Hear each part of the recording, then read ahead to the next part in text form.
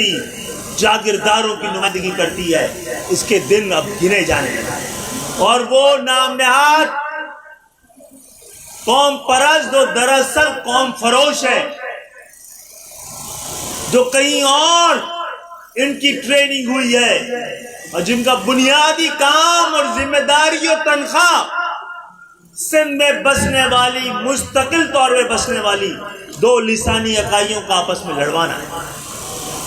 हम आज टंडोला यार में मोहब्बत का पैगाम लेके आए हैं, अमन का पैगाम लेके आए हैं, इंसाफ का पैगाम लेके आए हैं, दोस्ती का पैगाम लेके आए हैं, मुश्तरका जद्दोजहद का ऐलान लेके आए हैं।